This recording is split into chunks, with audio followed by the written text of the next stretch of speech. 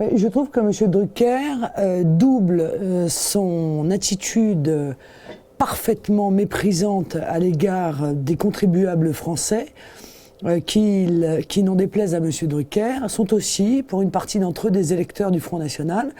Il double cette attitude antidémocratique d'une injure, puisqu'il justifie le fait que je ne sois pas invité au motif de l'histoire, certes dramatique, de sa famille, mais pour lequel je ne suis strictement pour rien. M. Drucker, très probablement, a un petit prisme de gauche, et que par conséquent, il trouve sûrement que M. Mélenchon est quelqu'un de particulièrement respectable, ainsi que M.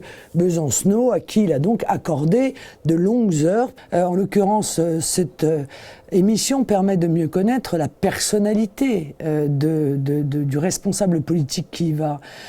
Ça ne l'oblige pas à montrer ses enfants, à montrer l'intérieur de chez lui, chose qu'effectivement je me refuse à faire et que je continuerai à me refuser à faire. Mais ça permet de lui d'expliquer son parcours. Bon, maintenant, je vous avoue que le plus déplaisant dans cette émission, c'est sûrement son animateur. Je pense qu'il y a encore du travail à faire, puisque j'attends les derniers résultats du CSA, mais je pense que nous sommes encore sous-invités par rapport au poids que nous représentons. Il y a aussi derrière ça des problématiques d'audience. Parce que, bon, je crois savoir, pour en avoir discuté avec eux, que Marine Le Pen, c'est quand même un bon client. Bon, avec elle, on est à peu près sûr de faire une bonne audience. Ça aussi, ça joue. Mais il est vrai que cette situation est aussi la conséquence du fait que nous n'avons pas de députés. Que lorsque nous avions 35 députés, entre 86 et 88, nos députés étaient plus facilement, il faut le dire, invités sur les différents plateaux, dans les différents débats, puisqu'il y a beaucoup d'émissions politiques en réalité qui se déroulent.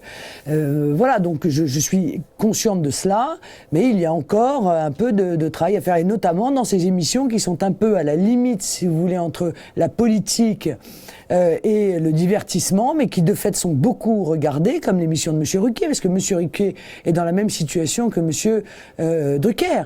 Il a reçu tout le monde, sauf Marine Le Pen. Pourquoi? On ne sait pas.